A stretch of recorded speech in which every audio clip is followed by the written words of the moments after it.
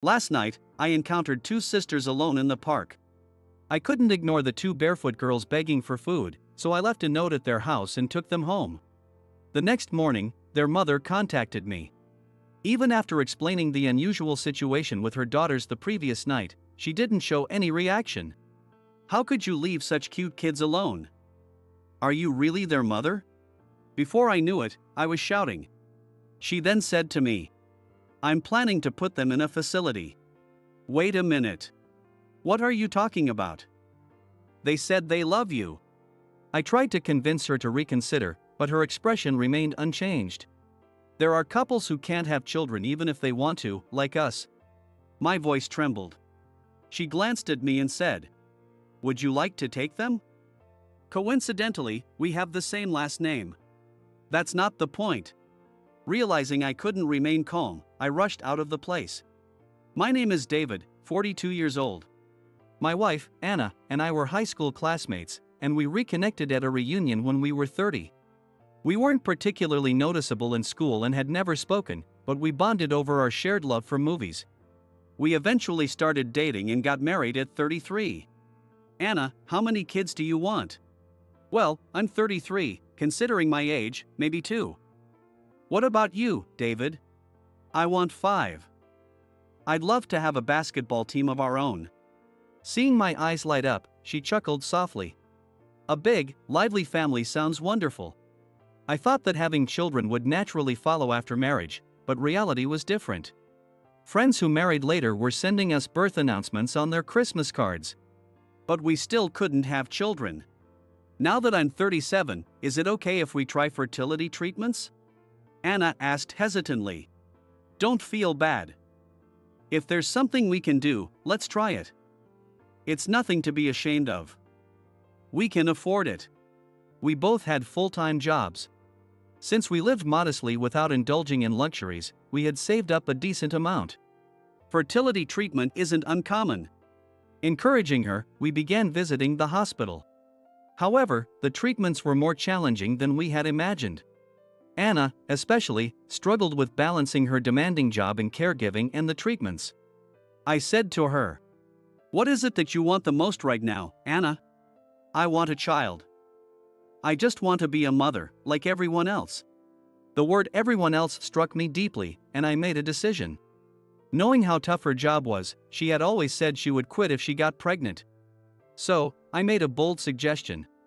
If you want, you can quit your job. Let's do everything we can right now. I'm earning enough for us.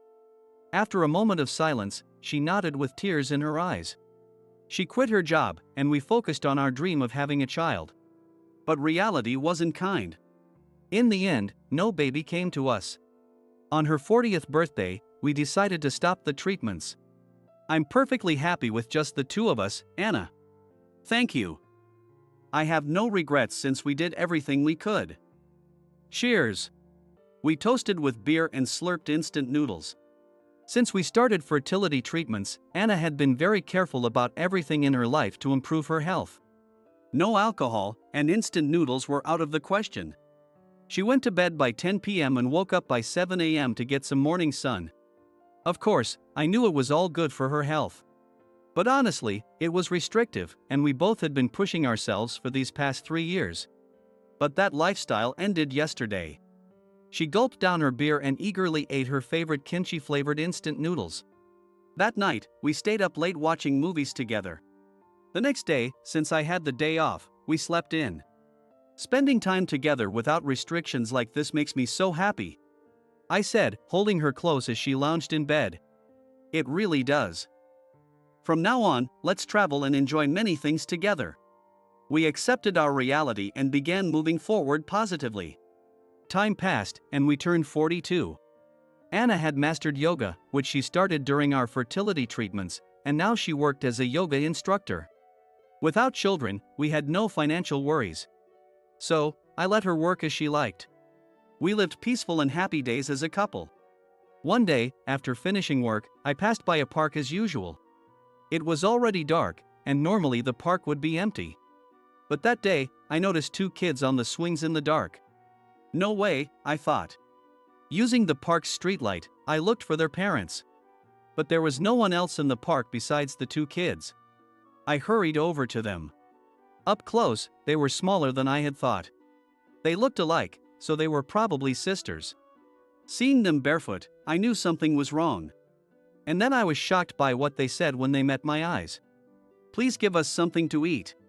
Here in the States, seeing two little girls begging in the dark was a strong shock to me. Not knowing my feelings, they just stared at me. "Hey, where are your parents?" I asked cautiously, and they shook their heads. "What are your names?" The older girl answered. "I'm Alice, this is my sister, Sarah." "Alice and Sarah, thank you for telling me. It's dangerous to be here alone. Let's get you home, okay?" They looked at me, then looked down. Just then, I heard a growling stomach.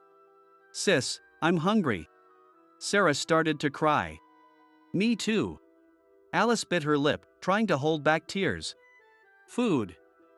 I didn't have anything with me. Not knowing what to do, I called Anna. After explaining the situation, she came right away. "Here, can you eat this?"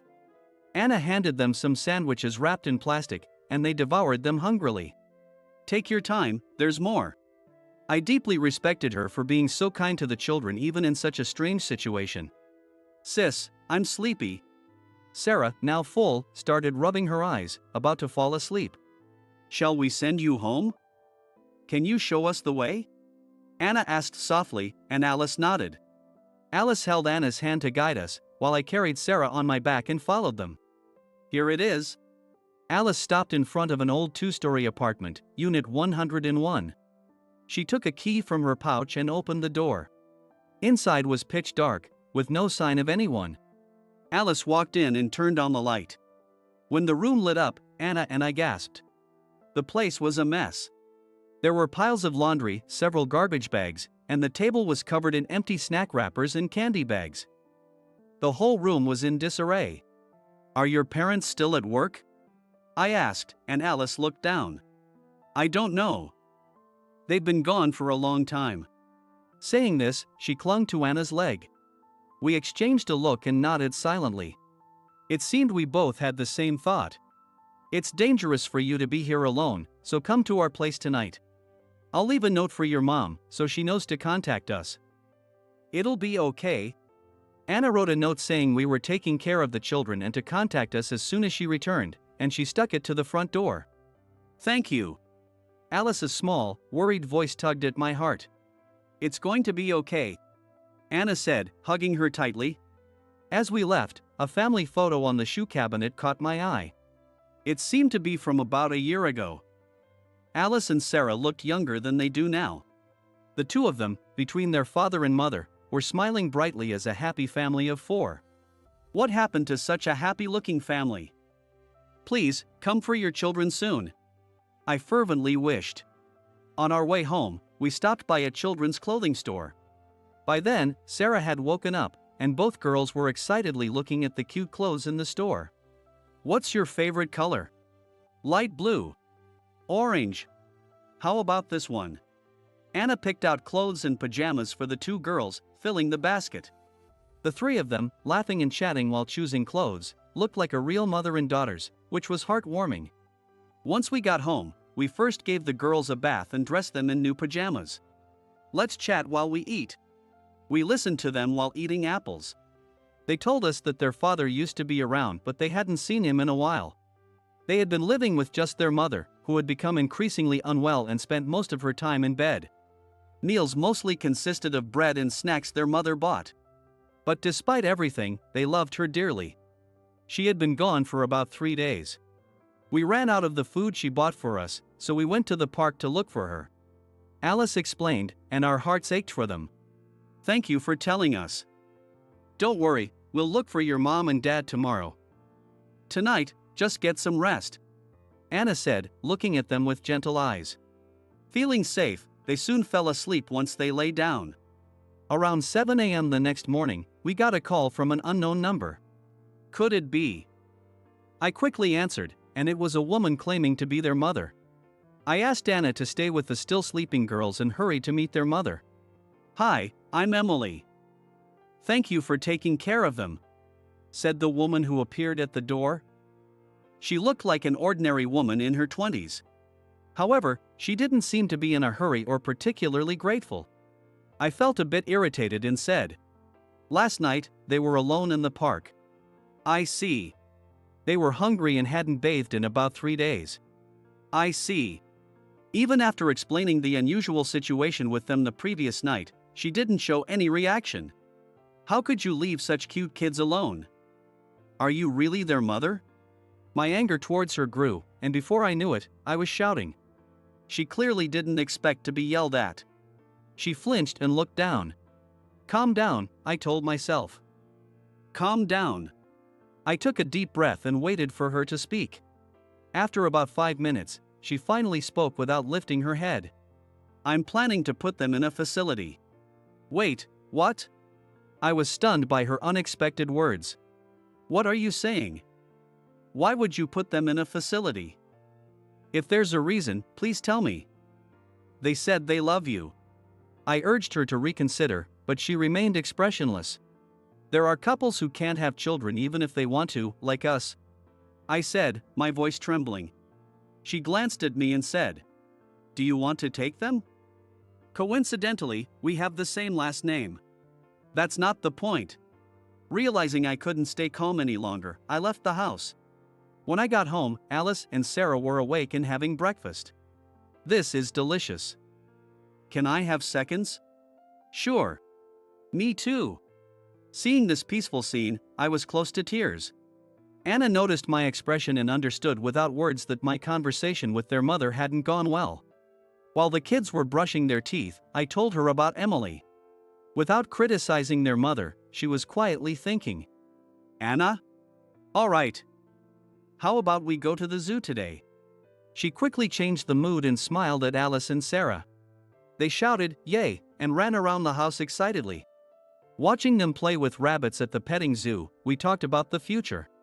There must be a reason for her behavior, don't you think? I don't think she even seemed interested in her kids in the first place, I said, feeling nothing but negative thoughts about her. After thinking for a moment, Anna said, "Can we take care of them for another 3 days? In the meantime, I'll try to understand Emily's feelings. I'll contact her myself." So, Alice and Sarah ended up staying with us for another 3 days. Both girls quickly grew attached to Anna, who was with them all the time. They cleaned the house, went shopping, and while I was at work, their bond grew stronger and stronger. With 2 daughters, it felt like a 3-to-1 dynamic. Feeling a bit lonely as the only guy, I remembered Emily's words. "Do you want Alice and Sarah?" she had asked. I wanted to shout, "Are you kidding?" but I knew she wasn't joking. That's why I was so conflicted. How could a mother give up her children so easily, especially after giving birth to them? And where was their father? I had left dealing with Emily to Anna, but I couldn't concentrate on work for those 3 days. On the 3rd night, after the kids were asleep, Anna spoke to me. "David, I talked to Emily. And she hasn't changed her mind. She still wants to put the girls in a facility." I buried my head in my hands. "David, I have a favor to ask. I want us to take care of the girls." When I looked up, her eyes were serious. "Take care of them? But we're not their relatives or anything." Of course, I didn't want them to go to a facility. But could we really take in children who were essentially strangers? "Emily has given us formal permission," she said, placing a signed consent form in front of me. It read, "I temporarily entrust the care of Alice and Sarah to David and Anna. I will contact them at least once a month." Temporarily? Does that mean she plans to take them back eventually? Her intentions were becoming even more confusing. Actually, David, here's the thing about Emily and her husband. Over the past 3 days, she had called Emily multiple times without the children noticing. What she discovered about Emily and the father we hadn't met was shocking. The more I heard, the more I thought the kids shouldn't be sent to a facility. Go on. I also felt it was fate, given we share the same last name. I'm doing this for the kids, but honestly, I also want to experience raising children. She had been enchanted by the life with the children over the past few days. If they agree, we can take care of them. But if Emily wants them back, we have to return them immediately. That will be hardest on you, Anna. After spending years together, we'd surely grow to love them like our own children. But we weren't their real parents. They might stay with us indefinitely, or they might go back to her next year. Can you accept that? She was silent for a while, but then she nodded with determination. All right. Alice, Sarah, come here. We called the girls. I talked to your mom. She said she and your dad can't live with you for now. So, how about staying with us for a while? The smiles vanished from their faces. For a while? How long? I'm not sure. I want to see Mom. You can't see her now, but you will someday. Tears welled up in their eyes. They had never thrown a tantrum before, but now started crying and saying, "No, no." We were at a loss. I whispered to Anna that maybe we should tell them the truth, but she shook her head. Apparently, Emily had told her not to reveal the truth to the children. But in this situation, they won't understand, I said. Emily, as their mother, wants them to be happy. Even if it means being hated by them, that's what being a mother is, I think, Anna replied. With that, she seemed to make a decision and pulled them close. No matter how much you cry, you can't see your mom and dad right now. Your mom asked me to take care of you. So, let's live together, okay? No. For children aged 4 and 5, this harsh reality was too difficult to accept, we knew that well. But as they continued to cry, I hardened my heart. Your mom said that if you don't stay with us, she'll send you somewhere else. Do you want that? The room went silent. Only the sound of their sniffling echoed through the room. You can think of us as your real family. We will cherish you as if you were our own children. Anna said, hugging them even tighter. After a while, Alice muttered, I'll stay with you. Sarah, trying to follow her sister's example, said, Me too. Seeing them, tears filling their eyes as they tried so hard to accept this reality, we couldn't hold back our own tears. You can stay here as long as you want. We will protect you no matter what, Anna assured them. Hearing her words, they nodded firmly. Thus began our life together as a family of 4. Time passed, and 5 years later. Alice was now 10, and Sarah was 9. Annie, you forgot to iron my lunch apron. Sorry. Just a moment. Dave, can you sign my reading log? Sure. This was our usual morning routine. Even though I tell them, prepare everything the night before, they always end up rushing around in the morning. Despite my exasperation, I loved these morning scenes. They had started calling us Dave and Annie at some point. Because we shared the same last name, people who didn't know our story thought we were their real parents. They told their friends that we were relatives if anyone asked. It was easier for people to accept that explanation rather than saying we were strangers. They seemed to have learned that. We were deeply relieved that they were enjoying school life so freely. For a while after they moved in with us, they often asked about their parents. But gradually, they asked less frequently, and eventually, they stopped asking altogether. Although we were curious about their feelings, we didn't want to reopen old wounds and refrained from bringing up their parents. Meanwhile, Anna kept in touch with Emily once a month as per the agreement. At first, she was happy to share updates about the kids, but over time, she started sighing when she heard from Emily. What did she say? Well, she sounded fine. She was happy to hear about Alice and Sarah. She replied, trying to sound cheerful. I was worried about her but didn't press her further since she didn't say much. We attended school events, cheered for them at sports days, and often brought packed lunches to support them at their mini basketball games on weekends. We felt like a real family. I was perfectly happy with just Anna. But having children around made me realize that life with kids was many times happier. With Alice and Sarah, we laughed and talked so much more. Living with them brought constant new discoveries, and these 5 years passed by in the blink of an eye. I thought these happy days would continue indefinitely, but then, it happened suddenly. One morning on a weekend, while we were having a late breakfast, someone came to the door. Who could it be this early? Anna went to answer the door. Sorry for coming so early. I heard a voice, but Anna didn't respond. Wondering what was going on, I went to the door and saw Emily standing there. Beside her was a tall man. It was Alice and Sarah's father. I remembered the family photo on the shoe cabinet at their house. They looked at me and bowed deeply. "This is my husband, John. We've come to take our children back," she said, leaving me speechless. Anna turned to me with tears in her eyes. We're having breakfast right now, could you wait a bit? Please come in." I managed to keep my composure and led them to the living room. Mom and Dad. Alice and Sarah dropped their bread, stunned by the sudden appearance of their parents. "Alice, Sarah, I'm so sorry. We've come to take you home." They teared up as they looked at their daughters, whose hair was messy from sleep, having grown so much.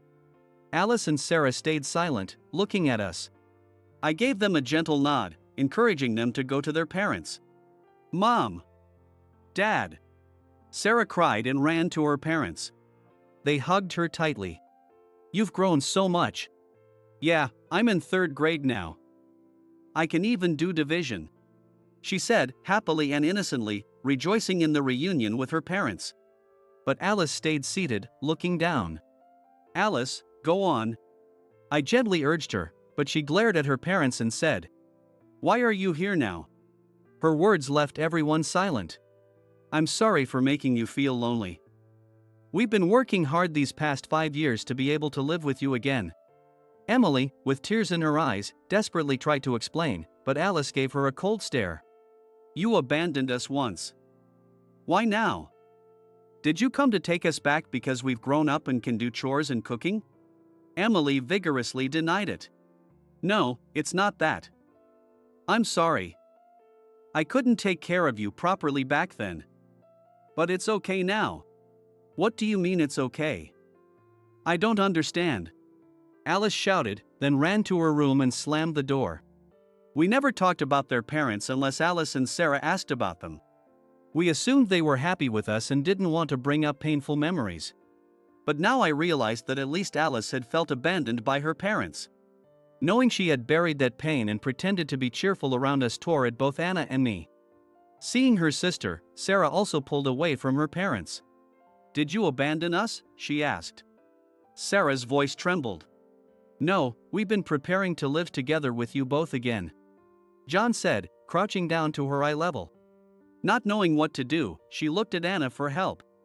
I knew Anna didn't want to part with them either, and she was torn inside. But then, her expression changed to her usual motherly look. She walked into Alice's room.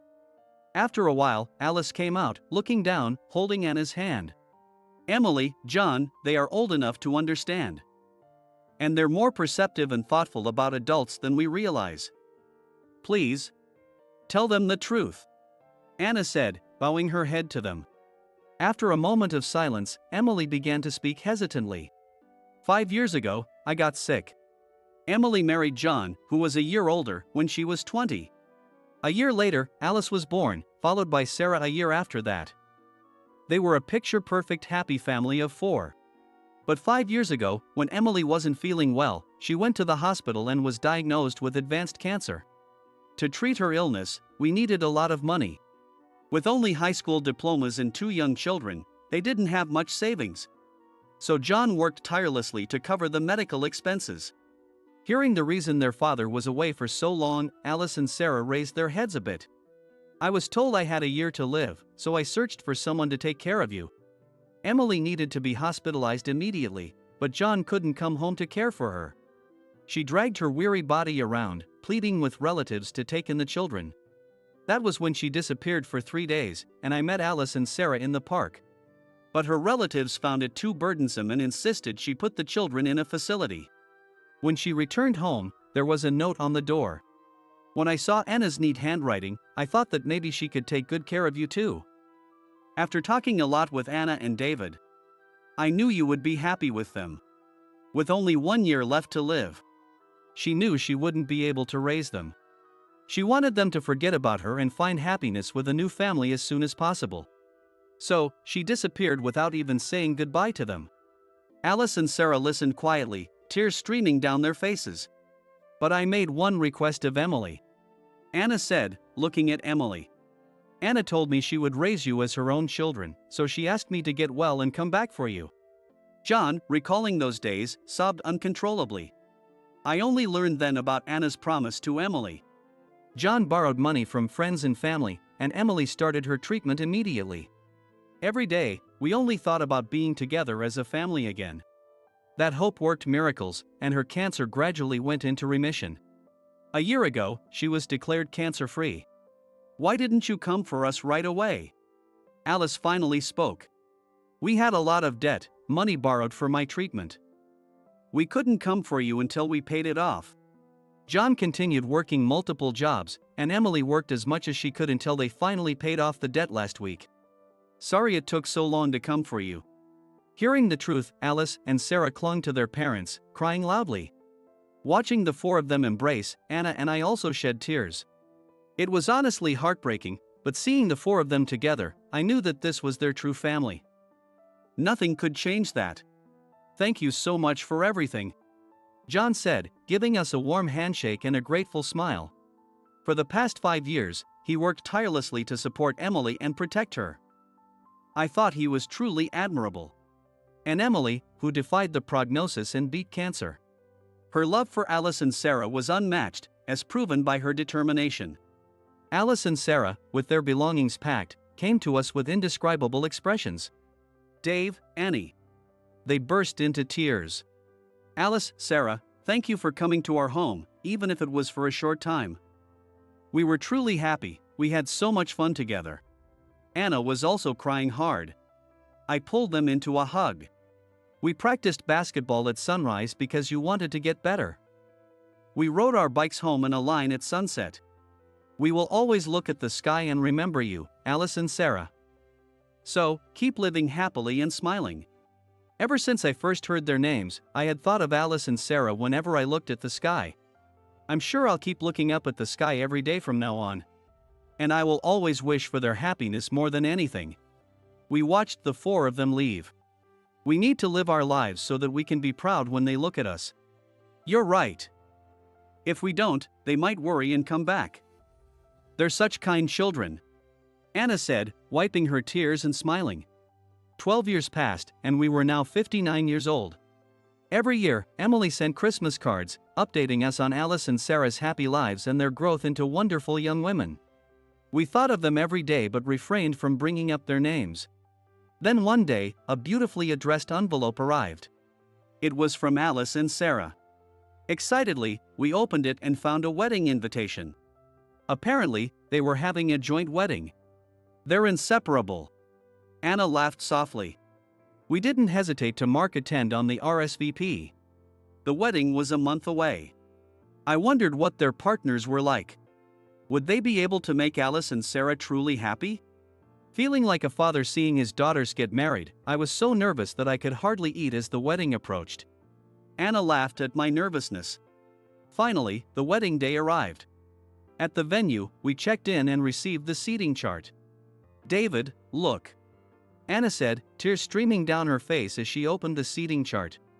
I couldn't hold back my tears either. Our seats were in the family section. Next to the bride's father, John, and mother, Emily, were our names.